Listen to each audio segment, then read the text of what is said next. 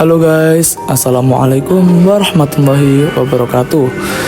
Perkenalkan, kami dari kelompok 2 akan menjelaskan bagian-bagian dari Waduk Nusa-Nuara II Bali. Trash-rek di Waduk Muara Nusa II berfungsi sebagai sistem penyaringan untuk mengendalikan masuknya sampah dan sedimen ke dalam waduk. Berikut adalah cara kerjanya.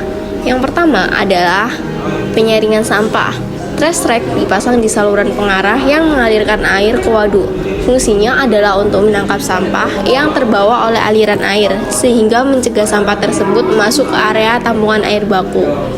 Yang kedua adalah pengalian sampah. Sampah yang terperangkap di trash-rek akan dialirkan ke saluran pengarah untuk diangkut keluar dari waduk.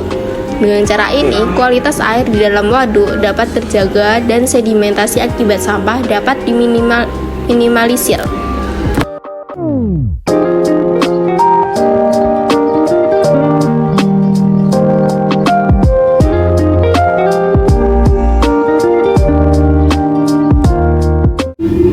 Lalu, untuk yang ketiga, pengendapan sedimen.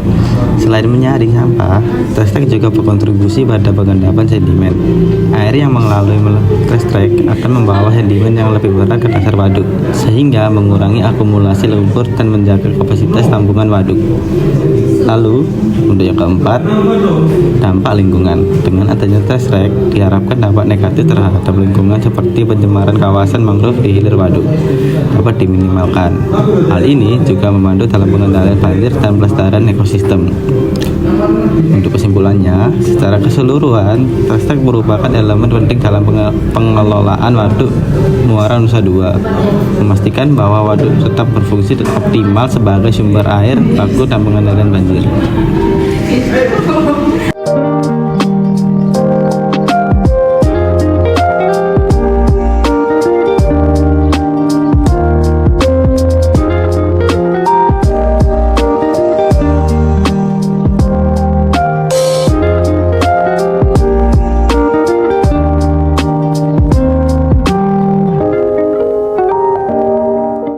Pintu radial adalah pintu yang memiliki bentuk lengkung dan berputar pada titik pusatnya. Pintu ini sering digunakan dalam bangunan melimpah spillway untuk mengatur aliran air. Pintu ini dapat membuka dan menutup dengan cara berputar, memungkinkan kontrol yang lebih baik terhadap debit air yang mengalir melalui bendungan atau saluran air lainnya. Fungsi pintu radial.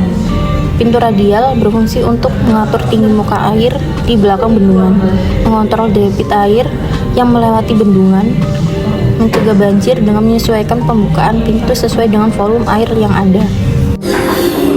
Yang keempat, pengaplikasian pintu radial. Pintu radial banyak digunakan dalam berbagai aplikasi, di antara lainnya yaitu yang pertama, bendungan untuk mengatur aliran air di bendungan dan menjaga kestabilan muka air. Yang kedua, sistem drainase. Sistem drainase adalah sistem pengendalian banjir untuk menurunkan muka air saat terjadinya hujan deras atau banjir. Yang ketiga, saluran irigasi. Saluran irigasi adalah untuk mengatur aliran air ke lahan pertanian. Yang ketiga, kelebihan pintu radial. Beberapa kelebihan dari pintu radial meliputi yang pertama, efisiensi mengalirkan air dengan gesekan yang minimal. Yang kedua, pengangkatan yang relatif ringan dan mudah dioperasikan. Yang ketiga, desain yang fleksibel.